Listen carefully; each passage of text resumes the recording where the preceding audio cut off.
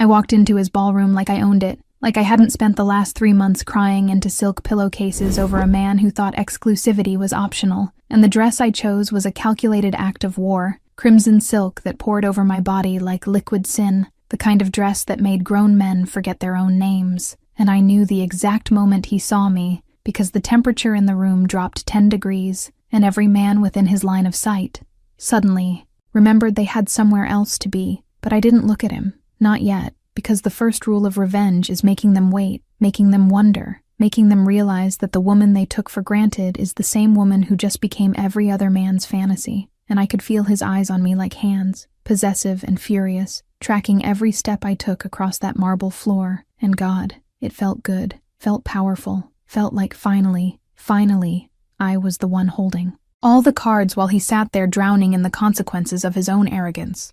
The music was slow and deliberate, the kind that makes you move your hips without thinking about it. And when the first man approached me, some investment banker with more money than sense, I let him take my hand, let him pull me onto the dance floor where everyone could see, where he could see, and I melted into this stranger's arms like I'd been doing it all my life, tilted my head back and laughed at something he said, and I didn't need to look to know my mob boss was watching, could feel the violence radiating off him from across the room, and some dark, twisted part of me loved it, loved knowing that I could make him feel even a fraction of the jealousy that had nearly killed me when I found out about her, about the way he'd touched her while still coming home to my bed, still whispering promises against my skin that he had no intention of keeping. And the banker's hand slid lower on my waist, and I let it stay there just a moment too. Long, just long enough for everyone to notice, just long enough for him to understand that I wasn't his good girl anymore, wasn't the woman who'd sit quietly while he collected other women like trophies. Then a second man cut in, taller, darker, more dangerous, and this one didn't ask permission, just took what he wanted, and his hands were everywhere they shouldn't be, his mouth too close to my ear as he whispered things that should have made me slap him. But instead I smiled, soft and secret, because I wanted him to see this, wanted him to watch another man treat me like I was available, like I was just another pretty thing at a party instead of the queen he'd crowned and then dethroned without warning. And I could see him in my peripheral vision, standing perfectly still with that glass of whiskey frozen halfway to his mouth, and he looked carved from stone, beautiful and terrible, and I knew that look, knew it meant someone was about to bleed, and the reckless part of me that he'd created with his betrayal wanted to push harder, wanted to see him finally lose that iron control, wanted him to feel as out of control as I'd felt every night I lay awake wondering if he was with her, if he was touching her the way he touched me, if he whispered the same lies into her skin. The dangerous man's hand curved around my hip with the confidence of someone who'd never been told no, and I was about to step back, about to remember that I wasn't actually trying to start a bloodbath, when I felt the shift in the air, felt every person in that ballroom collectively hold their breath, and my dance partner's hands disappeared like he'd been burned. And when I turned around, he was simply gone, vanished into the crowd, or maybe into something worse, and the music played on, but nobody was really dancing anymore. Everyone was pretending very hard not to stare at the mob boss who'd just made a man disappear without moving from his spot, without saying a word, just one look, and the threat was eliminated, and I should have been terrified, should have run, but instead my pulse was racing for entirely different reasons, because he'd just claimed me in front of everyone without laying a single finger on me, had reminded the entire room that I might be here without him, but I was still his, and the contradiction of it, the sheer audacity of him being jealous after what he'd done, made me want to scream and laugh and set the whole ballroom on fire. I danced with safer men after that, men who kept their hands appropriate and their eyes respectful, men who understood that touching me now meant signing their own death warrant. But I made sure every laugh was loud enough for him to hear, every smile bright enough for him to see, and I accepted champagne from careful fingers and let my hair fall over one shoulder. In that way I knew drove him crazy, and I was performing, putting on a show specifically designed to torture the one man who'd taught me that love wasn't enough if it didn't come with respect. And hours passed like this delicate dance of provocation and restraint, and I could feel him getting closer, could feel the moment approaching when he'd finally snap, when that legendary control would crack and I'd get to see what I'd been waiting for, what I'd orchestrated this entire evening to witness, and when his hand finally closed around my wrist, when he materialized beside me like smoke and shadows, every nerve ending in my body lit up like I'd been struck by lightning, because no matter how much I hated him, how much I wanted to hurt him the way he'd hurt me. My body still knew his touch, still craved it like oxygen, and that betrayal, that biological treachery, was almost worse than his infidelity. His voice in my ear was barely a whisper, but it cut through the music like a blade. "You're playing with fire, princess," and the nickname that used to make me melt now made me want to draw blood, and I turned to face him, finally, fully. Let myself look at the face I'd loved more than my own reflection, the dark eyes that had seen every part of me, the mouth that had promised me forever and then redefined what forever meant. And I smiled, slow and vicious. "You taught me how to burn, baby. Don't act surprised when I use the skills you gave me." And I watched his jaw tighten, watched that muscle jump in his cheek that meant he was holding back words that could level cities. And he moved closer, so close I could count his eyelashes, so close I could feel the heat coming off his body. And he said, "This isn't you. This isn't who you are," with such absolute certainty that rage flooded through me, hot and bright. And I laughed, actually laughed in his face. "You don't know who I am anymore. You lost the right to know me when you decided one woman wasn't enough, when you thought you could have me waiting at home while you played with your other toys." And something cracked in his expression, something that might have been pain or might have been fury, and for a second I thought he might kiss me or kill me or both, but instead he said, voice rough and low, "She meant nothing." And those 3 words, those pathetic, insufficient 3 words, broke something in me that I didn't know was still whole. "She meant nothing," I repeated, tasting the words. "So you risked everything, risked us, risked this, for nothing. Is that what you're telling me? That I'm crying over nothing? That I've been dying inside for months over absolutely nothing?" And my voice was rising now, all the careful control I'd maintained slipping away. "Do you know what that makes me? If she was nothing and you still chose her over keeping your promises to me, what does that make me?" And he reached for me, but I stepped back, backed away from him like he was poison, because if he touched me now, I'd either shatter or surrender, and I couldn't afford either. Couldn't let him win this when I'd worked so hard to make him feel even a fraction of my pain. And I said, "Quiet now. Deadly. I came here tonight to show you exactly what you lost, to make you watch other men want what you threw away. And judging by the body you just disappeared, I'd say the message was received." And I started to walk away, to leave him standing there in his own ballroom surrounded by his own people, and his hand shot out lightning fast and caught my wrist, gentle but firm, and he pulled me back around, pulled me close enough that anyone watching would think we were about to kiss, and he said, "I made a mistake, the biggest mistake of my life, and I will spend every day proving that to you if you let me." And God help me, I wanted to let him, wanted to fall back into his arms and pretend the last 3 months hadn't happened, but I'd learned the hard way that wanting something and deserving it were 2 very different things.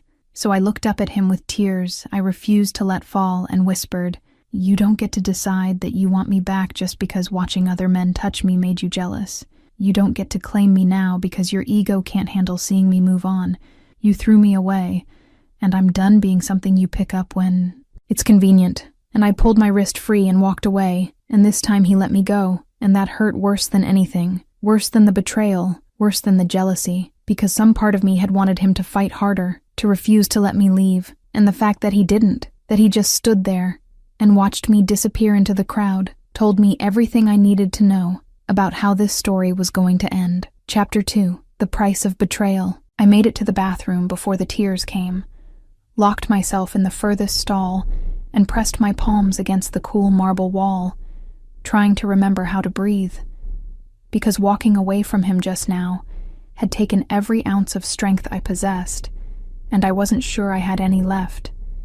And the worst part, the absolute worst part, was that 3 months ago I would have forgiven him already, would have melted at those words about mistakes and proving himself, would have let him carry me out of that ballroom and back into the beautiful prison of loving a man who didn't understand what loyalty meant. But 3 months ago, I didn't know what I know now, didn't have the memory of finding them together burned into my brain like a brand I'll carry forever. It had been a Tuesday, ordinary and unremarkable, and I'd come home early from lunch with my sister, still laughing about something stupid she'd said, still floating in that blissful ignorance that comes from trusting someone completely. And I'd walked into our penthouse, our home, the place where he'd made love to me 1,000 times and promised me 1,000 more, and I'd heard sounds coming from his office, sounds that made my stomach drop before my brain could catch up. And I'd stood there in the hallway like an idiot, actually debating whether to walk away, whether to pretend I hadn't heard, whether ignorance might actually be bliss. But my feet had carried me forward anyway, had pushed open that door, and there they were. Her bent over his desk with her skirt around her waist, and him behind her with his hand fisted in her hair. And the worst part wasn't the sex, wasn't even the betrayal. It was the look on his face when he saw me, that split second of genuine surprise. Like he'd honestly thought he could do this, could have this, could keep me tucked away in one part of his life while he indulged every other appetite. And I'd stood there frozen while she scrambled to fix her clothes, while he'd said my name like it was a question. And then I'd turned around and walked out, walked all the way to a hotel 3 blocks away, and I hadn't answered his calls for 2 days.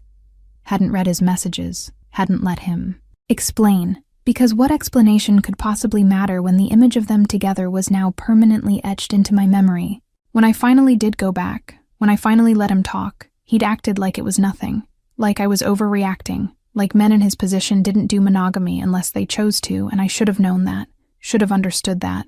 And he'd said, "She doesn't mean anything. You're the one I come home to." Like that was supposed to make it better. Like being his primary choice was supposed to erase the fact that I wasn't his only choice. And I'd realized in that moment that he genuinely didn't understand why I was hurt, genuinely thought that emotional fidelity was enough even if physical fidelity was negotiable. And I'd looked at this man I loved more than breathing and understood that he would never, could never, give me what I needed, because he didn't even understand what I was asking for. And so I'd smiled, I'd kissed him, I'd let him think everything was fine, and I'd started planning, started plotting, started preparing for tonight, for this, for making him feel even a tiny fraction of the devastation he'd caused me. The bathroom door opened and I heard heels clicking on marble, heard female voices laughing about something, and I held my breath until they left, until I was alone again with my reflection and my racing heart, and I looked at myself in the mirror, at this woman in a red dress with smudged mascara and fury in her eyes, and I barely recognized her, because the girl who'd fallen in love with a mobster 3 years ago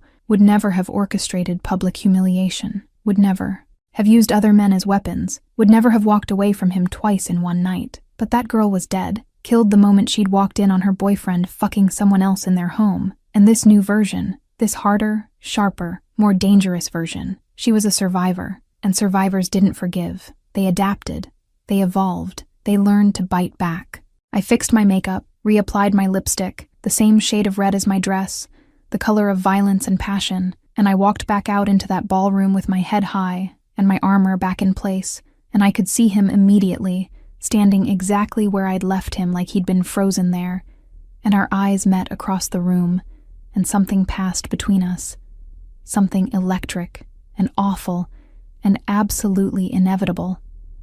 And I knew with the kind of certainty that settles in your bones, that this wasn't over, that we were nowhere near finished destroying each other, and the thought should have scared me, but instead it sent adrenaline singing through my veins, because at least pain meant feeling something, at least rage meant caring, and numbness, that terrible gray numbness that had swallowed me whole for weeks after his betrayal, that was so much worse than this beautiful, terrible fury. Days turned into weeks, and I played my role perfectly, showed up at his events looking devastating and untouchable, let men approach me but never let them get too close, walked the razor's edge between provocation and actual infidelity, and it was driving him insane. I could see it in the way his control started fraying, in the way he'd appear wherever I was like a dark shadow, watching, waiting, trying to figure out my endgame. And the truth was, I didn't have one, didn't have a plan beyond making him suffer, beyond making him understand that actions had consequences and betrayal had a price. And every time he tried to talk to me, I'd smile and walk away. Every time he tried to corner me, I'd slip through his fingers like smoke. And I could see the frustration building, could see him struggling with the realization that money and power and violence couldn't fix this, couldn't force me back into his life, couldn't make me forget what he'd done. There was a charity gala 3 weeks after the ballroom incident. Black tie and champagne and everyone who mattered in his world, and I wore white this time, virginal and pure, a deliberate mockery of everything we both knew I wasn't anymore. And I danced with a senator's son, a tech billionaire, a rival crime lord who had the audacity to tell me I was wasted on a man who didn't appreciate me. And I'd laughed and agreed and let him hold me close enough that everyone would talk, that the gossip would reach him within minutes. And when I finally saw him that night, he looked almost haggard, looked like a man who hadn't slept in weeks. And good. I wanted him exhausted, wanted him tormented, Wanted him to lie awake at night, wondering if I was with someone else the way I'd lain awake wondering about him and her. He cornered me on a balcony, away from the crowd, and his voice when he spoke was raw in a way I'd never heard before. "How long are you going to punish me?" And I turned to look at him. This beautiful, damaged, dangerous man who'd held my heart and then crushed it. And I said, "Until it stops hurting. And right now, baby, it still hurts like hell." And he moved closer, close enough that I could see the shadows under his eyes. Close enough that I could smell his cologne mixed with whiskey and desperation. And he said, "I can't sleep, can't think, can't function knowing you're out there letting other men touch you." And I smiled, vicious and sweet. "Now you know how it feels. Now you understand what you put me through every time you touched her, every time you made a choice that wasn't me." And he flinched, actually flinched. And I'd never seen him react to anything with visible pain before. And something in my chest cracked just a little. But I couldn't let it show, couldn't let him see that hurting him was hurting me too. Because if I did, I'd lose, would fall right back into the cycle of forgiving and forgetting, and pretending that love was enough when respect was absent. "I ended it," he said suddenly, urgently. "The day you found us, I ended it. I told her to leave and never come back. I haven't touched anyone since you, haven't even looked at anyone since you." And I wanted to believe him. God, how I wanted to believe him. But belief required trust. And trust was something he'd shattered so completely, I didn't know if I'd ever find all the pieces. So I said, "That doesn't change what you did, doesn't erase the memory, doesn't make me forget. That you thought I was disposable enough to risk." And I walked away again, left him standing on that balcony alone, and I didn't look back even though every instinct screamed at me to turn around, to run to him, to let him hold me and promise me it would never happen again. Because promises were just words, and words were cheap, and I'd learned the hard way that actions were the only currency that mattered. And his actions had shown me exactly where I stood in his list of priorities, and it wasn't at the top, wasn't even close. And until that changed, until he proved with more than words that I was worth choosing every single day, I couldn't let myself fall back into his orbit, couldn't let myself become the woman who forgave betrayal simply because love demanded it. Hey everyone, it's Lena here. If you're loving this story as much as I am, subscribe to the channel and turn on notifications so you don't miss any chapters of this intense saga. Things are going to get even more exciting from here on out, I promise. Let's go. Chapter 3, When Power Breaks. I started going to places I knew he'd never expect me. Underground clubs where the music pounded so hard you could feel it in your chest. Art gallery openings in parts of the city he didn't control. Poetry readings in bookstores that smelled like old paper and rebellion. And I did it deliberately, methodically, erasing myself from his world piece by piece. And every time his men reported back to him, every time he heard I was somewhere without his protection. Somewhere. Dangerous. I knew it was killing him, knew that his need to control extended to keeping me safe even when I didn't want his protection. And there was something delicious about using his own nature against him, about making his protective instincts into a weapon that only hurt him. I met someone at one of those gallery openings, an artist with paint-stained fingers and eyes that actually saw me instead of just seeing a mobster's ex-girlfriend, and his name was James, and he was completely, utterly normal. No violence in his past, no blood on his hands, just a guy who painted cityscapes and laughed easily and didn't make me feel like I was constantly walking a tightrope over an abyss. And I let him buy me coffee, let him walk me through his studio, let him kiss me goodnight on my doorstep, like we were normal people living normal lives. And it was nice, genuinely nice. And that scared me more than anything because nice had never been enough before. Safety had never been enough before. I'd always craved the danger, the intensity, the feeling of being consumed by someone who burned too hot to touch. And James was lukewarm water when I'd spent years drinking fire. But maybe that was exactly what I needed. Maybe I needed to learn that love didn't have to hurt to be real. Except I couldn't stop thinking about him.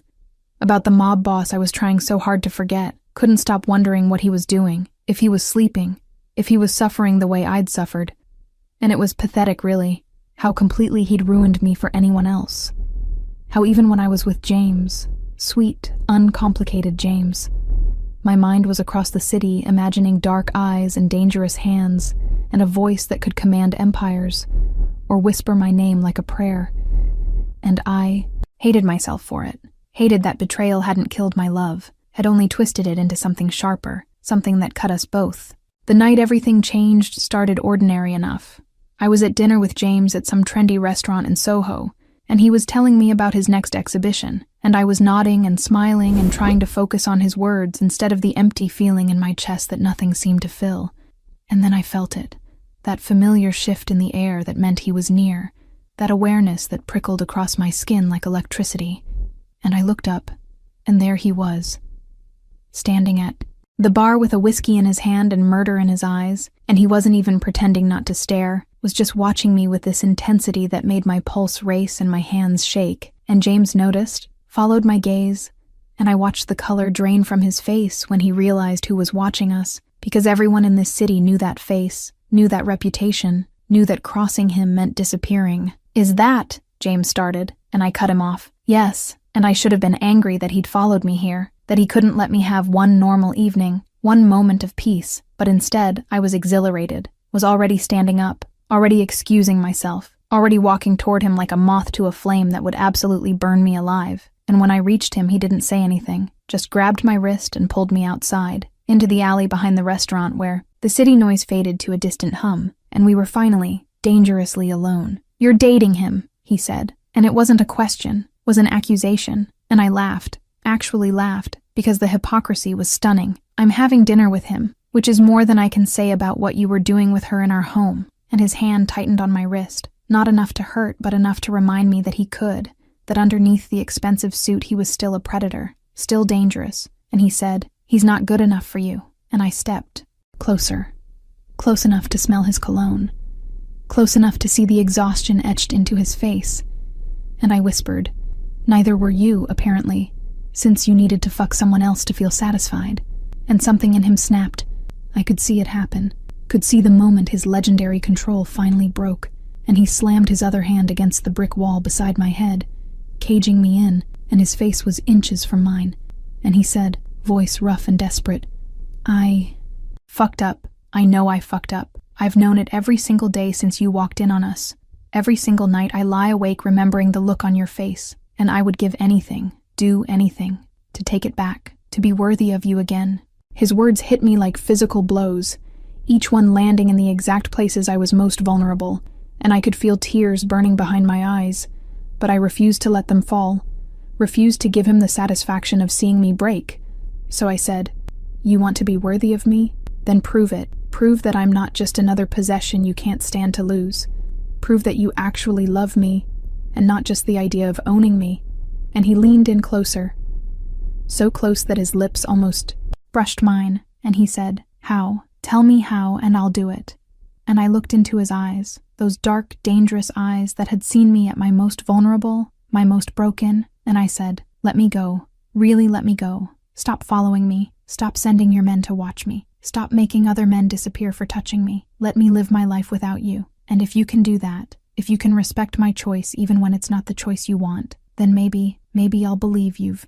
The silence that followed was deafening, was loaded with everything we weren't saying, and I could see him struggling, could see the war happening behind his eyes between what he wanted and what I needed, and for a long moment, I thought he might refuse, might tell me that he couldn't, that asking him to let me go was like asking him to stop breathing. But then he stepped back, released my wrist, put physical distance between us even though I could see how much it cost him, and he said, voice barely above a whisper, Okay, I'll let you go. I'll stay away. But know this. Know that every second I'm not with you is torture. Know that I'm not giving up on us. I'm just giving you space. And when you're ready, if you're ever ready, I'll be waiting." And then he turned and walked away, actually walked away from me, left me standing in that alley with my heart pounding and tears finally spilling down my cheeks. And I didn't know if I'd just won or lost. Didn't know if his letting me go was growth or giving up. And the uncertainty was almost worse than the anger had been. I went back inside, back to James, who was still sitting at our table looking nervous, and I sat down and tried to smile, tried to pretend my entire world hadn't just shifted on its axis. And James said, "Are you okay?" And I wanted to say yes, wanted to lie and pretend that I was fine, that seeing him hadn't affected me. But instead I said, "No, I'm not. I'm sorry, James. You're wonderful. You're exactly the kind of man I should want. But I can't do this. Can't date you when..." I'm still completely destroyed over someone else, and I watched disappointment flash across his face, but also relief, because he'd known, had probably known from the first moment, that I was never really there with him. was always somewhere else, with someone else. And he nodded and said, I understand. I hope you figure it out. Hope he deserves you. And I left, walked out into the New York night alone. And for the first time in months, I didn't feel like I was running from something. Felt like maybe I was finally running toward something, toward clarity, toward understanding, toward figuring out if love could survive betrayal, or if some breaks were too complete to ever heal. Days passed and he kept his word. I didn't see him at events, didn't find his men following me, didn't hear about anyone disappearing for looking at me wrong, and the freedom should have felt good, should have felt like victory, but instead it felt empty, felt like I'd won the battle but lost something essential in the process. And I caught myself looking for him in crowds, listening for his voice, reaching for my phone to text him before remembering that I'd asked him to stay away. And the realization hit me like a freight train one random Tuesday afternoon, hit me while I was walking through Central Park watching couples hold hands, that I didn't want him to stay away, didn't want this distance, didn't want to be free of him. I wanted him, wanted us, wanted to find a way back to each other that didn't require me to forget what he'd done, but maybe allowed me to forgive it, to understand that people were flawed, and love was complicated, and perfection was a myth I'd been chasing at the expense of something real. I found myself outside his building that night, standing on the sidewalk looking up at the penthouse windows, trying to find the courage to go inside, to tell him that I was done punishing him, done punishing us, that I wanted to try again, to build something new from the ashes of what we'd destroyed, and I was about to walk away, about to lose my nerve, when the doorman recognized me and smiled and said, Miss, he's not home, hasn't been home in days. Word is he's been staying at the office, barely sleeping, barely eating, and concern flooded through me, sharp and immediate, because for all his faults, for all the ways he'd hurt me, I still loved him, still needed him to be okay even when we weren't. And I said, thank you, and I headed toward his office building, toward the place where this had all started, where I'd found him with her, where my heart had broken into a million pieces. And maybe it was time to see if those pieces could be put back together into something even stronger than before. Chapter 4. The Game Turns Deadly. I found myself outside his office building at midnight, telling myself I was just checking if he was okay, just making sure he hadn't completely self-destructed. But the truth was darker than that, more twisted, because some part of me wanted to see him suffering, wanted to witness firsthand the devastation I'd caused, wanted to know that I had the same power over him that he'd always had over me. And when the doorman told me he'd been living there for days, barely eating, barely sleeping, I felt this rush of satisfaction so intense it scared me, because when had I become the kind of woman who found pleasure in someone else's pain? And the answer was simple, brutal, honest. I became that woman the moment I walked in on him with her, the moment he shattered my trust and taught me that love was just another weapon people used to destroy each other. The elevator ride to his floor felt endless, my reflection staring back at me from the mirrored walls, and I looked different than I had months ago, harder somehow, sharper, like I'd been filed down to my most dangerous edges, and I was wearing black tonight, a dress that hugged every curve and ended high enough on my thigh to be a statement, and I'd chosen it deliberately, had put on the perfume he loved, and the heels that made my legs look endless, because if I was going to walk back into that office, back into the scene of my greatest humiliation, I was going to do it looking like every fantasy he'd ever had and could no longer touch. And when the doors opened, I could hear music playing, something dark and instrumental, and I followed the sound to his office, pushed open the door without knocking, and there he was. He was standing at the window with a glass of whiskey in one hand, still in his suit pants, but his shirt was unbuttoned, tie gone, and even from behind I could see the exhaustion in every line of his body, could see the way he'd lost weight, the way his clothes hung differently, and he said without turning around, voice rough like he'd been screaming or crying or both, I said I didn't want to be disturbed, and I stepped inside, closed the door behind me with a click that sounded impossibly loud in the quiet room, and I said, since when do I follow your orders? And he spun around so fast his whiskey almost spilled, and the look on his face when he saw me was everything I'd wanted, shock and hunger and desperate hope all tangled together. And I watched him try to compose himself, watched him reach for that iron control he was famous for, but his hands were shaking slightly, and that told me everything I needed to know about how close to the bee.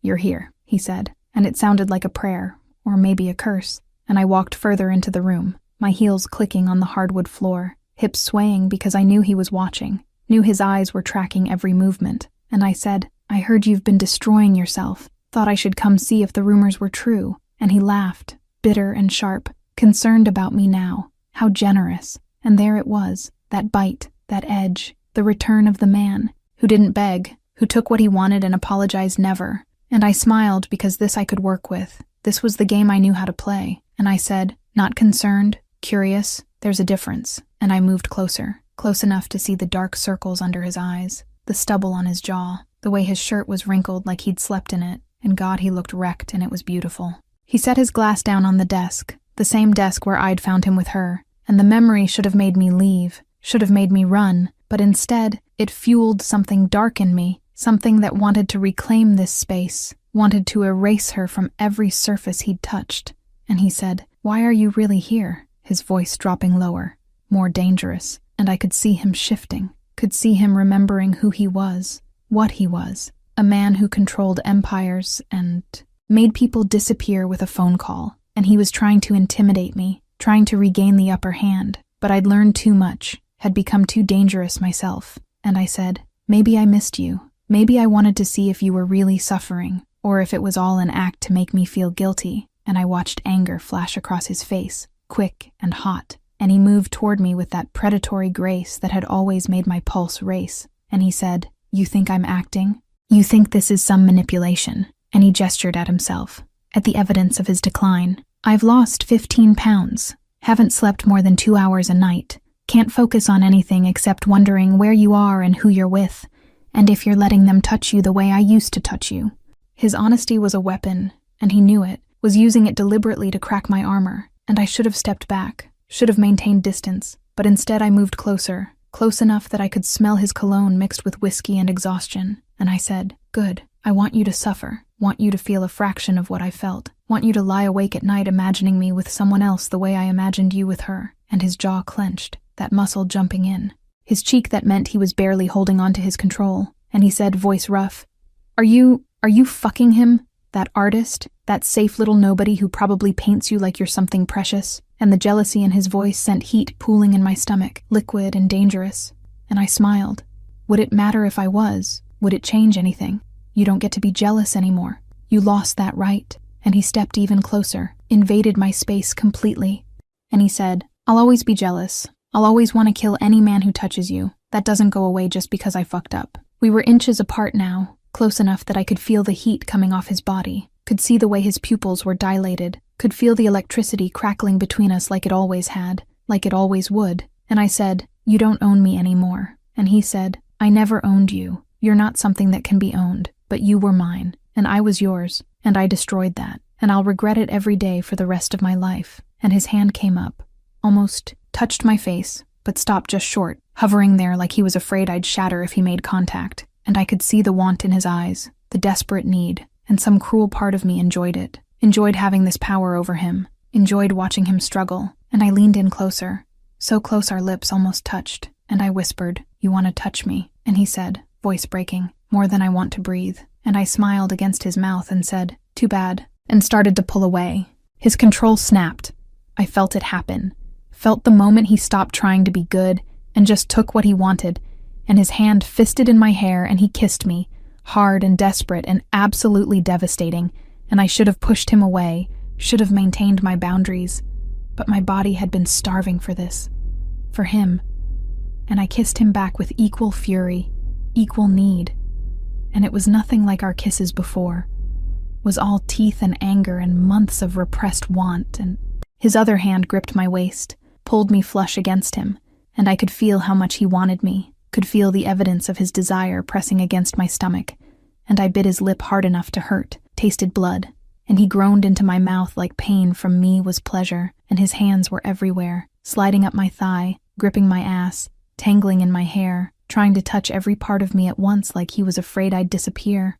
I pushed him backward, hard, and he let me walk him back until he hit the desk, the same desk, always that desk, and I pressed against him, my body flush with his, and I could feel his heart hammering, could feel how much this was affecting him, and I slid my hand down his chest, over his stomach, lower, and he sucked in a breath, his eyes going dark with want, and I said, "You miss this, miss me, miss having me," and he said, "Every fucking second of every fucking day," and I squeezed him through his pants, just enough pressure to make him hiss. And I said, "You threw this away, had this, had me, and you chose someone else." And he said, "Biggest mistake of my life. I know, please." And I'd never heard him say please before, never heard him beg, and it was intoxicating. Was power more addictive than any drug? I kissed him again, slower this time, deeper, let myself taste him properly, let myself remember what it felt like to be consumed by him, and his hands cupped my face like I was something precious, something breakable, and the gentleness after the fury nearly undid me, nearly made me forget why I was here, what he'd done. But then I pulled back, stepped away from him completely, and I watched confusion and frustration cross his face, and he said, Don't leave, please, don't leave." And I straightened my dress, fixed my hair, and I said, "I came here to see if you were really suffering, and you are, and that should make me happy. But instead it just makes me tired of this game, tired of hurting you, tired of hurting myself." And he reached for me, but I stepped back further, and I said, "But I'm not ready to forgive you, not ready to forget, not ready to trust that this won't happen again the moment temptation presents itself." He looked destroyed, looked like I'd gutted him and left him bleeding on his expensive office floor, and he said, "What do you want from me? Tell me what to do and I'll do it. Tell me how to fix this, and I'll move heaven and earth." And I said, "I want you to prove that you've changed, not with words, not with grand gestures, not with desperation, but with time, with consistency, with showing me through your actions that I'm worth choosing every single day even when it's hard, even when there are easier options." And he said, "I can do that, I will do that." And I said, "We'll see." And I turned to leave, and he said my name, just my name, and something in his voice made me pause, made me look back, and he said, "I love you, I've never stopped loving you, and I know that doesn't fix anything, doesn't erase what I did, but I need you to know that everything I've done since you left has been about trying to become the man who deserves you." I looked at him, really looked at him, at this powerful, dangerous man who'd brought empires to their knees and was now falling apart over me, and I said, "Love isn't enough if it doesn't come with respect, with loyalty, with the fundamental understanding that I'm not an option. I'm not a backup plan. I'm not something you come home to after you've satisfied your other appetites. I'm all or nothing. And until you can give me all, until you can prove that I'm your only choice, your first choice, your every choice, then love is just a pretty word that means nothing." And I walked out, left him standing there in his office with the taste of me still on his lips and the knowledge that he'd had me in his hands, and I'd chosen to walk away anyway. And the power of that, the absolute certainty that I controlled this now, that he would come to me when I was ready and not a moment before, was the first thing that had felt good in months. I made it to the elevator before my knees started shaking, before the adrenaline crash hit me, before I realized what I'd just done, how close I'd come to giving in, how much I'd wanted to stay, to let him touch me properly, to fall back into the familiar comfort of his arms. But I'd held firm, had maintained my boundaries, had proven to both of us that I was stronger than my want, stronger than my love, strong enough to walk away from everything I desired, because I deserved, better than what he'd given me. And when I got outside, the cold night air hit my face and I could breathe again, could think again, could remember that this was about more than want or love or chemistry. This was about respect and trust and building something that could survive more than just passion. And he needed to understand that, needed to really, truly comprehend that I wasn't coming back until he could offer me something real, something lasting, something worth the risk of getting my heart broken all over again. Chapter 5. The Queen Takes the Board. The next 3 weeks were a masterclass in psychological warfare, and I played my role with the precision of a surgeon and the cruelty of someone who'd learned from the best, attending every event, every gala, every opening looking absolutely devastating. And I knew he was watching, knew his men were reporting back every detail of my nights, every smile I gave another man, every hand that touched my waist, and the knowledge that I was torturing him should have made me feel guilty, but instead it made me feel powerful, made me feel like finally I was the one holding all the cards, while he scrambled to figure out how to win a game where the rules kept changing. I went to a charity auction on Thursday wearing emerald green silk that made my eyes look predatory, and within minutes I had 3 different men offering to buy me drinks, to bid on items in my name, to take me to dinner after, and I let them orbit around me like planets around the sun, let some tech entrepreneur lean too close while whispering in my ear, his hand possessive on my lower back, and I could feel him before I saw him, that familiar electricity that made every nerve ending come alive. And when I finally looked across the room, He was standing near the bar with murder in his eyes, watching, and that muscle in his jaw was twitching, and his knuckles were white around his glass. He lasted exactly 20 minutes before he crossed the room, and I could track his progress by the way people instinctively moved out of his path, by the way conversations died as he passed. And when he reached me, the tech entrepreneur fled like his life depended on it, and probably it did.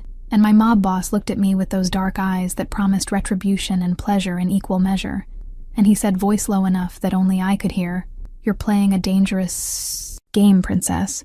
And I turned to face him fully, let him see the challenge in my eyes, and I said, "I learned from the best, baby. You taught me that games are only dangerous if you're afraid to lose." And something flickered across his face that might have been pride, or might have been pain, and he moved closer, invaded my space like he had every right to, and he said, "That man had his hands on you." I smiled slow and vicious, and I said, "And what are you going to do about it? You don't own me anymore, remember? You gave up that privilege when you decided one woman wasn't enough." And his hand came up, fingers wrapping around my wrist, gentle but firm. And he said, "I never decided one woman wasn't enough. I decided I was entitled to everything I wanted without consequences, and I was wrong. But that doesn't mean I can stand here and watch other men touch what's mine." And I yanked my wrist free, stepped back, and I said, "I'm not yours. I stopped being yours the moment you touched her, and you don't get to reclaim me just because your ego can't handle seeing me move on." And he flinched like I'd slapped him, and I said, "You want to know what's really dangerous? What keeps me up at night? It's not these men who flirt with me. It's the fact that even after everything I still want you, still crave you, still dream about you, and that terrifies me. Because it means you have power over me that I can't seem to break no matter how hard I try." The honesty surprised both of us, hung in the air between us like a confession, and his expression shifted, softened, and he said, "You think you're the only one terrified? I wake up every morning afraid that today will be the day you finally move on, finally find someone who deserves you, finally stop looking at me like I'm worth the fight. And that fear is worse than anything I've ever faced, worse than rivals, worse than the feds, worse than death, because losing you permanently would destroy me in ways a bullet never could." And he reached for me, but I stepped back, maintained the distance, and I said, "Then you should have thought about that before you risked us." And I drained my champagne and said, "I'm leaving, and you're not going to follow me. You're not going to send your men to watch me. You're going to let me walk out of here, and trust that I'll come back when I'm ready." And his whole body went rigid, every muscle tensing like I'd asked him to cut off his own arm. But he said nothing, just watched me leave, and I made it to the exit before I heard him say my name just once, broken and raw, but I didn't turn around. I started going to places I knew he'd hate, underground clubs and Brooklyn galleries and coffee shops in neighborhoods his influence didn't reach, carving out a life that didn't include him, and men approached me constantly, and I let them buy me coffee, let them walk me home, let them kiss me goodnight on my doorstep. And none of them made me feel anything close to what he did, but they were safe and uncomplicated, and maybe safe was exactly what I needed. I was at a gallery opening in Bushwick 2 weeks later, pretending to understand abstract paintings, when I felt him again, that awareness that prickled across my skin, and I turned around and there he was, standing across the room looking completely out of place in his $1,000 suit surrounded by artists in ripped jeans, and our eyes met, and something passed between us. Something electric and inevitable, and I watched him start to move toward me, and I should have left. But my feet wouldn't move. My body had betrayed me again. He stopped a few feet away, maintained a distance that must have cost him, and he said, "I'm not here to fight, not here to drag you out of here or make a scene. I just needed to see you, needed to make sure you were okay." And I raised an eyebrow, said, "You mean you needed to make sure I wasn't fucking someone else?" And he flinched but didn't deny it, and he said, "That too, yes. I won't lie to you. The thought of you with someone else makes me want to burn the world down. But I'm trying to respect your space, trying to let you have the freedom you need even though it's killing me." And I studied him, really looked at him, and he looked better than he had at his office, like he'd been eating and sleeping again, like he was taking care of himself. "There's someone I want you to meet," I said suddenly, impulsively, and I watched confusion flash across his face, and I grabbed his hand, ignored the way his fingers immediately interlaced with mine like they'd been waiting for permission, and I pulled him across the gallery to where Marcus was standing. Marcus, who was tall and beautiful and completely utterly gay. Marcus, who'd become my best friend over the last few weeks. And I said, "This is Marcus. He's the artist whose work you're pretending to understand." And Marcus grinned, shameless and warm, and said, "So, you're the infamous mob boss who broke my girl's heart. I'd say it's nice to meet you, but she's told me things that make me want to punch you in your very attractive face." And my mob boss looked between us, looked at the way Marcus had his arm around my shoulders, the easy intimacy, and I watched him process, watched him realize, and something like relief flooded his expression. We talked for an hour, the three of us, and it was strange and surreal and almost normal. Marcus telling stories about the art world, my mob boss actually relaxing enough to smile, to joke, to be charming, and I watched him be respectful and kind, and genuinely interested in my new life, trying to fit into it instead of demanding I come back to his. And that shift, that fundamental change in approach, meant more than any grand gesture ever could. And when the night ended, when Marcus hugged me goodbye and told my mob boss to treat me right or face his wrath, my mob boss walked me outside and said, "Thank you for letting me stay, for not kicking me out, for giving me a glimpse of your world." And I said, "You're welcome." And he said, "Can I drive you home?" And I was tired of fighting, tired of being strong, so I said, "Okay." The drive was quiet, charged with everything we weren't saying, and his hand rested on the gear shift between us, close enough to touch but not touching, and I could feel the restraint radiating off him. And when we pulled up outside my building, he put the car in park and said, "I know I don't have the right to ask, but are you happy? Are you okay? Are you healing?" And I turned to look at him, really look at him, and I said, "I don't know. Some days I feel like I'm getting better, and other days the pain hits me all over again, and I hate that you still have this power over me. Hate that I can't seem to let you go no matter how much you hurt me." And he said, "I don't want you to let me go, but I want you to be happy more than I want you to be mine. And if that means stepping back, if that means watching you build a life without me, then I'll do it, because loving you means wanting what's best for you even when it destroys me." I kissed him then, couldn't stop myself, leaned across the center console and pressed my lips to his, and it was soft and sad and tasted like goodbye, or maybe hello, I couldn't tell anymore. And when I pulled back, he was looking at me like I'd just given him oxygen after drowning, and I said, "I'm not ready yet, not ready to trust you, not ready to forgive you, but I'm trying to see past my pain, trying to believe that people can change." And he cupped my face, gentle and reverent, and he said, "Take all the time you need. I'll wait forever if that's what it takes." And I got out of the car before I could change my mind, before I could invite him upstairs, before I could fall back into old patterns. And I walked into my building without looking back, and I made it to my apartment before I started crying, before the weight of it all crashed over me, the impossible choice between safety and passion, between healing and hoping, between protecting myself and risking everything for a man who'd already proven he could destroy me. Chapter 6, The Breaking Point. The invitation came on a Wednesday, heavy black cardstock with gold embossing that screamed money and danger in equal measure, an invitation to Dmitry Volkov's annual gala, and I stared at it for a full minute, trying to figure out why a Russian arms dealer would be inviting me to anything, and then I saw the note attached in unfamiliar handwriting that said, "Come alone, beautiful girl, let's discuss your boyfriend's debts." And my blood ran cold because I didn't have a boyfriend, hadn't had one in months, but Dmitry apparently didn't know that, and the implication was clear. He thought I was still with my mob boss, thought I could be used as leverage, thought I was a weakness that could be exploited.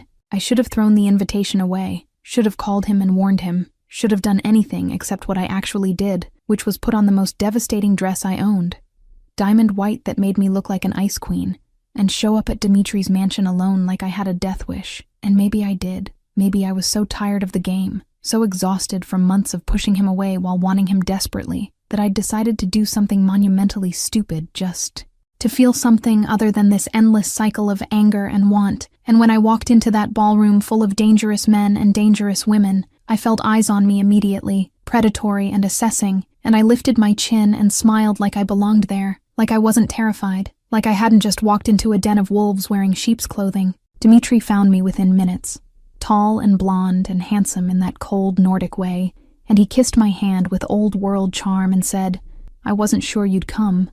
Most women have more sense than to accept invitations from men like me." And I said, "Most women haven't spent the last few months learning how to be dangerous from a man far scarier than you." And he laughed, delighted, and he said, "Ah yes, your mob boss. Tell me, is he still pining after you, still making everyone around him miserable with his heartbreak?" And I said, "We're not together anymore." And I watched interest sharpen in Dmitry's eyes, watched him reassess me, recalculate my value, and he said, "How fascinating. So you're here on your own, unprotected, unclaimed. And the way he said it made my skin crawl, but I smiled anyway and said, I'm here because your note intrigued me. What debts were you referring to? He guided me through the crowd with a hand on my lower back that felt nothing like when my mob boss touched me, felt proprietary in all the wrong ways, and he said, your former lover killed 3 of my men last year over a territory dispute, and I've been waiting for the right moment to collect payment. And then I heard about you, heard about the beautiful woman who brought him to his knees, and I thought, what better payment than taking the thing he values most? And ice flooded my veins, genuine fear, because I'd walked into this thinking I was in control, and I'd just realized I was prey, and I said, trying to keep my voice steady, he doesn't value me anymore. We're done. Using me won't hurt him. And Dmitri smiled, cold and amused, and he said, darling, the whole city knows he's been destroying himself over you, knows he'd burn everything he's built to get you back, and whether you're together or not doesn't change the fact that you're his. Weakness and weaknesses are meant to be exploited. I tried to pull away, but his hand tightened on my back, painful now. And he said, don't make a scene. There are 20 armed men in this room, and all of them work for me. You came here alone. No one knows where you are, and if you scream, if you fight, it will only make this harder. And panic clawed at my throat, but I forced it down, forced myself to think, to calculate, to figure out how to get out of this. And I said, what do you want from me? And he said, I want you to call him, tell him to come here, tell him to come alone. And then I want to watch his face when he realizes he's trading his life for yours. And I said, he won't come, won't trade himself for me. We're not together anymore. But even as I said it, I knew it was a lie, knew that despite everything, despite the betrayal and the months of pain, he'd come for me, would walk into a trap if it meant keeping me safe. And that knowledge sat heavy in my chest because it meant he loved me, really loved me, enough to die for me. Dmitri pulled out his phone, handed it to me and said, call him now, or I start hurting you and send him pictures until he comes anyway. And I took the phone with shaking hands and dialed the number I'd memorized years ago, the number I'd deleted and redialed 100 times over the last months. And it rang twice before his voice came through, rough like I'd woken him. Yes, just that one word. And I said, it's me. And I heard him sit up, heard the rustle of sheets, heard the immediate alertness in his voice when he said, what's wrong? Where are you? Are you okay? And I said, I'm at Dmitri Volkov's gala, and I need you to come here, alone. He says you owe him a debt. And the silence on the other end was deafening, was loaded with understanding and fury and fear. And he said, voice deadly calm, put him on the phone. I handed the phone to Dmitri and watched his face as he spoke, watched him smile cruel and satisfied. And he said, your woman walked into my house alone, unprotected, practically gift-wrapped, and now she's mine unless you want to negotiate her return. And I couldn't hear what my mob boss said, but I watched Dmitri's expression change, watched confidence become caution, and he said, I want you here, unarmed, alone, in 30 minutes, or I start taking pieces of her and sending them to you. And he hung up, handed me back to one of his men, and I was escorted to a room upstairs, locked in, and I sat on the edge of an ornate bed trying not to panic, trying not to think about what I'd done, how monumentally stupid I'd been, how my pride and my pain had led me to make a choice that might get us both killed. 28 minutes later, I heard gunfire, heard shouting, heard the unmistakable sounds of violence echoing through the mansion, and my door burst open and there he was, my mob boss, covered in blood that probably wasn't his, holding a gun in one hand, and he looked at me like I was the only thing in the world that mattered, crossed the room in 3 strides and pulled me into his arms, and he said, voice rough, are you hurt? Did he touch you? Did anyone hurt you? And I shook my head, couldn't speak past the lump in my throat, and he held me tighter, pressed his face into my hair, and he said, I told you to stay away from this world, told you it was dangerous, told you that loving me would get you killed, and you didn't listen. You never listen. And I said, you came alone. He said to come alone and unarmed, and you came anyway. And he pulled back, cupped my face, and he said, of course I came. You think I wouldn't burn the whole city? Down to get to you. You think I care about my life more than yours. You're everything. You've always been everything. And if I have to die to keep you safe, then that's a trade I'll make every single time. We made it out of that mansion through a back entrance. His men had apparently ignored his orders to stay away, and had come anyway, had created enough chaos for us to escape. And in the car ride back to the city, he held my hand so tight it almost hurt. And he said, why did you go there? Why did you walk into that alone? Are you trying to get yourself killed? And I said, honestly, I don't know. I saw the invitation, and I wanted to feel something other than this. Constant ache. Wanted to do something reckless. Wanted to prove I didn't need you to protect me. And he said, "You don't need me to protect you. You're the strongest person I know. But that doesn't mean you should walk into danger just to prove a point." And I looked at him, really looked at him, at the blood on his shirt and the fear still lingering in his eyes. And I said, "You could have died tonight, could have been killed walking into that trap. And you did it anyway. Came. For me anyway. Even after everything I've done to hurt you. Even after months of me pushing you away." He pulled the car over, right there on the side of the highway, and he turned to face me, and he said, "I would die 1,000 times if it meant keeping you safe. I would trade everything I have, everything I am, for your life, and that's not going to change no matter how much you push me away, no matter how much you hate me, no matter how long this punishment lasts, because I love you. I've always loved you, and I will love you until my last breath, whether you forgive me or not." And something in me broke, finally broke, because I'd been so focused on making him hurt, on making him pay, on proving my power, that I'd forgotten this, forgotten what it felt like to be loved so completely, so desperately, so absolutely that someone would walk into certain death just to save you. And I started crying, really crying, months of pain and anger and love all pouring out at once. And I said through my tears, "I don't know how to forgive you, don't know how to trust you again, don't know how to believe that this won't happen again, but I'm so tired of fighting, so tired of pretending I don't love you, so tired of this war we've been waging against each other." He pulled me across the center console, pulled me into his lap, and he held me while I cried, stroked my hair and whispered, I know, I'm so sorry. I'm so sorry for everything I did, for every moment of pain I caused you, for breaking something beautiful because I was too stupid and arrogant to appreciate what I had." And I said, "I've been horrible to you, punishing you endlessly, making you suffer, enjoying your pain, and tonight I almost got us both killed because I was so caught up in this game that I forgot what actually matters." And he said, "You weren't being horrible. You were protecting yourself, setting boundaries, making me earn back what I lost. And you had every right to do that. Every right to make me prove I'd changed before letting me back into your heart." And I pulled back enough to look at him, to see his face streaked with my tears. And I said, "Did you change? Are you different now? Or are you just performing to get?" He looked at me with those dark eyes that had always seen too much, and he said, "I'm different. I had to be, because losing you showed me who I really was, showed me that all my power and money and control meant nothing if I didn't have you. And I've spent every day since trying to become someone worthy of your trust, someone who understands that love requires sacrifice and commitment, and putting you first, even when it's hard, especially when it's hard." And I kissed him. Then, soft and desperate, tasting salt and blood and everything we'd been through, and he kissed me back like I was air, and he'd been drowning. And when we finally broke apart, we were both breathing hard, both crying, both holding on to each other like letting go meant falling into an abyss we might not survive. Chapter 7.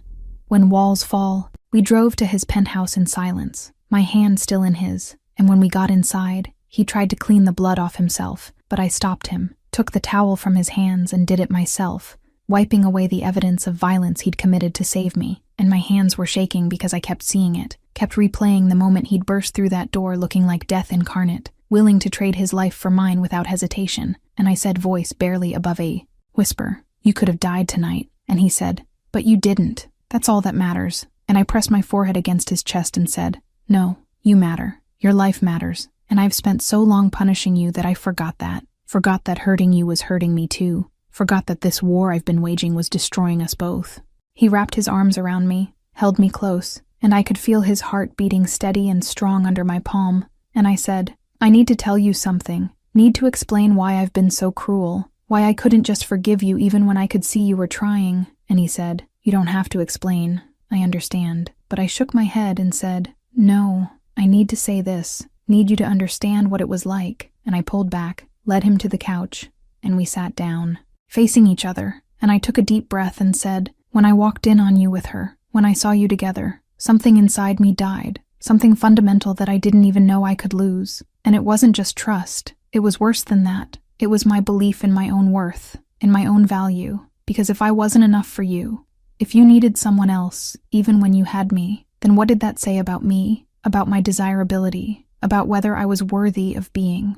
I watched him flinch, watched pain cross his face, but I continued, "And I know, logically I know, that your infidelity wasn't about me, wasn't a reflection of my inadequacy, but knowing something intellectually and feeling it emotionally are two completely different things. And every night for months, I lay awake wondering what she had that I didn't, what she gave you that I couldn't, what was wrong with me that you needed to look elsewhere, and tears were streaming down my face now, but I didn't stop them, didn't try to be strong, just let myself be vulnerable for the first time since this all started. And I said, I've been punishing you, making you suffer, keeping you at a distance, because I was terrified, absolutely terrified, that if I let you back in, if I forgave you and trusted you again, you'd do it again, and I wouldn't survive it, wouldn't survive being broken twice by the same person.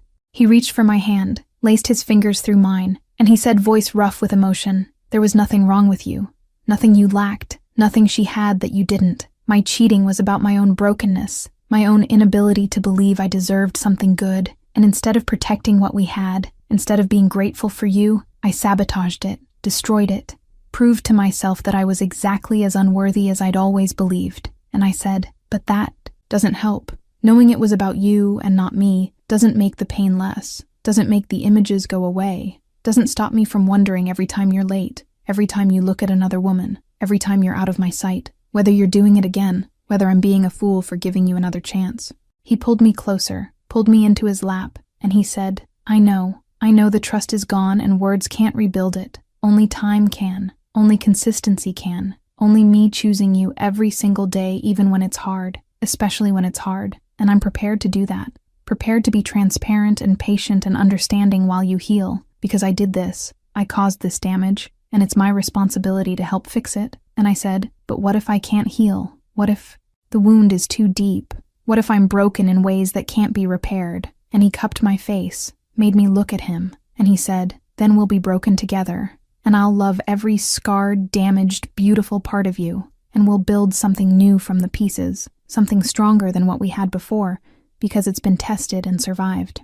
I kissed him then, desperate and needy, and he kissed me back with equal fervor, and his hands were in my hair, and mine were fisted in his shirt, and we were trying to get closer, trying to erase the months of distance, trying to find our way back to each other through touch and taste, and the simple fact of being together. And when we finally broke apart, we were both breathing hard, and I said, I've been so angry at you, and that anger felt good, felt powerful, felt like armor protecting me from getting hurt again.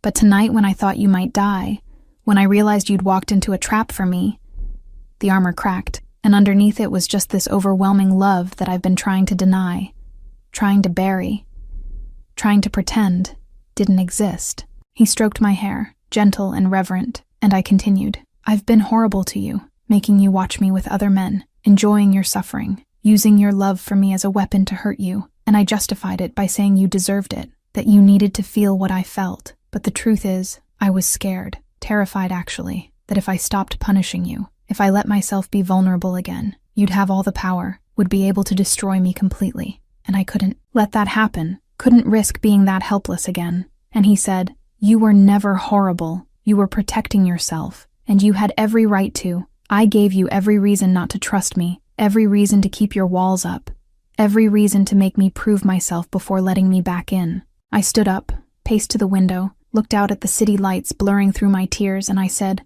do you know what the worst part is? The absolute worst part of being betrayed by someone you love? It's not even the betrayal itself. It's what it does to you afterward, how it changes you, makes you suspicious and guarded and mean, makes you question everything, makes you unable to accept love even when it's being offered genuinely, because you're so convinced it's going to be taken away, so certain that happiness is temporary and pain is inevitable. And I hate that. Hate what your infidelity turned me into. Hate that I became someone who found pleasure in others' suffering, who used manipulation and games instead of honest communication. He came up behind me, wrapped his arms around my waist, and he said, you didn't become someone else. You adapted. You survived. You did what you needed to do to protect yourself while you healed, and there's no shame in that, no weakness in self-preservation. And I leaned back against him, let myself be held, and I said, but I'm tired of being that person, tired of the games and the walls and the constant fear. I want to be the woman I was before, the one who loved openly, and trusted completely and believed in forever, but I don't know if I can get back to her. Don't know if she even exists anymore or if she died that day in your office. He turned me around, made me face him, and he said, maybe she doesn't exist anymore. Maybe you can't go back to who you were, But maybe you can become someone even better, someone who's been tested and survived, someone who knows her own strength, someone who loves with her eyes open instead of closed, someone who's powerful not despite her scars, but because of them. And I looked at him, really looked at him, and I said, "When did you become so wise?" And he smiled, sad and small, and he said, "When I lost you, when I had to examine every part of myself to figure out how to become worthy of another chance, when I realized that growth comes from pain, and I'd caused enough pain for both of us to grow exponentially." I took his face in my hands, looked into those dark eyes that had seen every part of me, and I said, "I forgive you, not because you've suffered enough, or because you've proven yourself, or because I'm tired of being angry, but because holding on to this resentment is killing me, is keeping me stuck in the past, is preventing me from moving forward, and I want to move forward, want to see if we can build something real from these ruins, want to try again even though I'm terrified, even though every instinct tells me to protect myself, because the alternative is spending the rest of my life wondering what if, and I can't live with that regret." And I watched his eyes fill with tears, watched his careful control finally crack, and he said, voice breaking, "Thank you. Thank you for giving me another chance, for trusting me with your heart again, for being brave enough to risk being hurt, and I swear to you, I swear on everything I have that I will spend every day proving I'm worthy of this gift." We held each other as the sun started to rise, painting the city in shades of pink and gold, and I felt something shift inside me, felt the anger that had been sustaining me for months finally release its grip, felt the possibility of healing, of moving forward, of building something new from the ashes of what we'd destroyed. And it was terrifying and exhilarating and absolutely right. And I said, "I'm still scared, still worried this won't work, still have moments where I doubt everything, but I want to try. Want to see if love is enough when it comes with honesty and respect and commitment." And he said, "We'll figure it out together, one day at a time, one choice at a time, one moment at a time. And when you're scared, I'll be steady. And when you doubt, I'll remind you why we're worth fighting for. And when you need space, I'll give it to you. Because this isn't about possession anymore. It's about partnership, about choosing each other freely, instead of out of obligation or fear." Okay, everyone, before we wrap this story up with a bang, tell me in the comments, what was your favorite moment? The provocation at the ball? The scene in the office? Dimitri's rescue? And from 0 to 10, what score would you give this story? If you enjoyed this unique dark romance, full of emotional layers and realistic characters, subscribe to the channel, because here we don't make shallow stories. We make stories that leave a mark. Let's go to the grand finale. Chapter 8, Redemption. 3 months after that night at Dimitri's mansion, 3 months of slowly rebuilding what we'd destroyed, I woke up in his arms and still felt that flutter of disbelief, and he must have sensed it, because he pulled me closer and said, voice rough with sleep, "I'm here.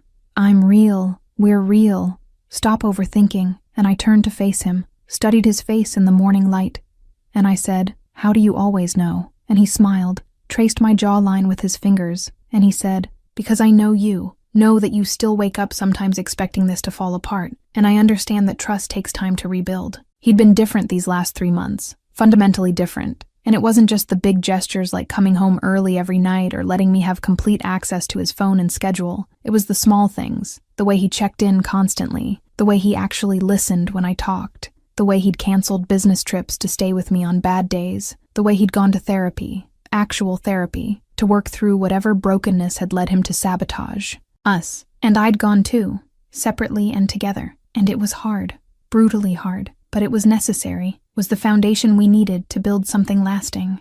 I got out of bed, pulled on his shirt, and he followed me to the kitchen, wrapped his arms around me from behind while I made coffee, and he said, "I have something to tell you, and I need you to hear me out before you react." And immediately my stomach dropped, and he said quickly, "Nothing bad, I promise.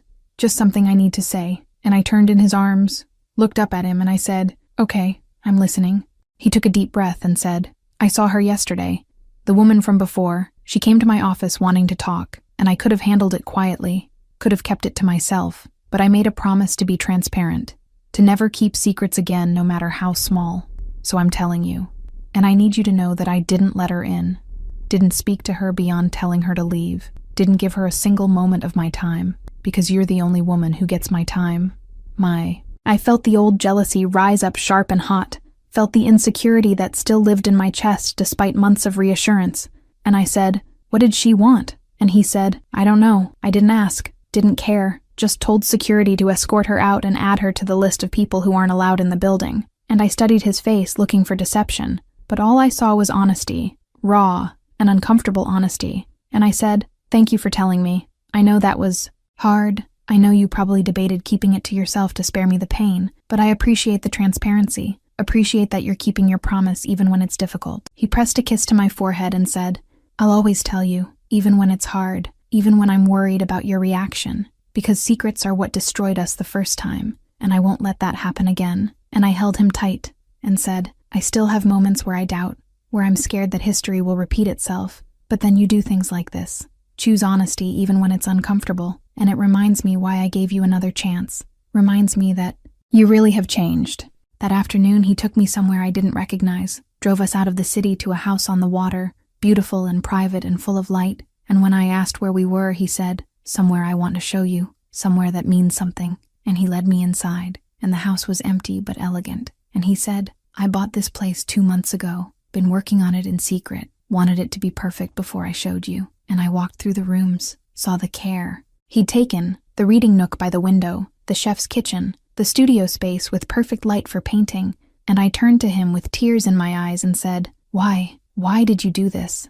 He came to me, took my hands, and he said, "Because the penthouse has too many bad memories, too many ghosts, and I wanted us to have a place that was just ours, untainted by the past, somewhere we could build new memories, somewhere you could feel safe and loved and home." And he pulled a key from his pocket, pressed it into my palm, and he said, "This is yours. Whether you want to live here with me or just use it as a retreat when you need space, it's yours. No strings attached. Just me trying to show you that I'm invested in our future, that I'm planning for forever." I looked at the key, looked at this man who'd broken me, and then spent months piecing me back together, who'd proven through consistent action that he was worthy of another chance. And I said, "I love you. I've never stopped loving you even when I hated you, even when I was trying to destroy you. And I want this, want us, want to build a life together that's built on honesty and respect, and choosing each other every single day." And he said, "I love you too, more than I ever thought possible to love someone. And I know I don't deserve this second chance, don't deserve your forgiveness, but I'm going to spend the rest of my life trying to be worthy of the gift you've given me." We made love in that empty house, slow and tender and full of promise. And it was different than before, less about possession and more about connection, less about control and more about surrender. And afterward, we lay wrapped in each other, and I said, "I forgive you, really truly forgive you, not just with my words, but with my heart. And I'm letting go of the resentment, letting go of the need to punish you, letting go of the fear that you'll hurt me again, because holding onto all of that was poisoning me, was preventing me from being fully present in what we're building." He kissed me deep and meaningful and said, "I don't take this lightly. Don't take your forgiveness for granted. I know that trust is something I'll have to earn every single day for the rest of our lives, and I'm prepared to do that, grateful for the opportunity, because losing you taught me what actually matters, taught me that all the power and money in the world means nothing if you don't have someone to share it with, someone who sees past all the armor to the man underneath and loves him anyway." I traced patterns on his chest, felt his heartbeat steady under my palm, and I said, "You're not broken anymore. You did the work to heal, went to therapy, examined your patterns, figured out why you sabotaged what we had, and that took real courage, and I'm proud of you for doing it, proud of you for becoming someone better instead of just making excuses." And he said, "I had the best motivation, had you, had the possibility of us, had the knowledge that if I didn't change, I'd lose the only thing that ever really mattered." We stayed in that house until sunset, planning and dreaming and talking about the future with honesty and realistic expectations instead of just passion and promises. And when we finally drove back to the city, I felt lighter than I had in months, felt like maybe we really could do this, could build something lasting from the ruins of what we'd destroyed. And he reached over and took my hand and said, "Thank you for not giving up on us, for fighting through the pain, for being brave enough to try again. You could have walked away, could have chosen someone safer and easier, but you stayed, and that means everything to me." I looked at him, at this dangerous, beautiful man who'd learned to be gentle, who'd learned to be vulnerable, who'd learned that strength wasn't about control but about surrender, and I said, "I stayed because underneath all the hurt and anger I could see you trying, could see you changing, could see that your remorse was real and your commitment to growth was genuine, and that gave me hope, hope that we could survive this, hope that love could be stronger than betrayal if both people were willing to do the work." We got back to the penthouse and he pulled me close, held me like I was something precious, something irreplaceable, and he whispered against my hair, "Marry me. Not now, not until you're completely ready, not until every shadow of doubt is gone, but someday, when you're sure, when you trust me completely, marry me, and let me spend the rest of my life proving that I'm worthy of you." And I pulled back to look at him, saw the vulnerability in his eyes, the hope and fear mixed together, and I said, "Someday, yes, when we're both ready, when we've built something so strong that nothing can shake it, I'll marry you, and it will be a beginning, not an ending, the start of the rest of our lives together." He kissed me then, soft and sweet, and it tasted like forgiveness and redemption and new beginnings, tasted like second chances and hard-won trust, tasted like love that had been tested and survived. And when we finally broke apart, we were both smiling, both crying a little, both understanding that we'd been given something rare, something precious, the chance to take something broken and make it beautiful again. And as I fell asleep in his arms that night, I felt peace for the first time in months, felt hope for our future, felt gratitude for the journey we'd taken, because sometimes the only way to build something strong is to first watch it crumble, to see exactly where the weaknesses were, and to rebuild with intention and care and a commitment to doing it right this time. And whatever came next, whatever challenges we'd face them together, choosing each other every single day, building a love story that was messy and imperfect and absolutely real. The end.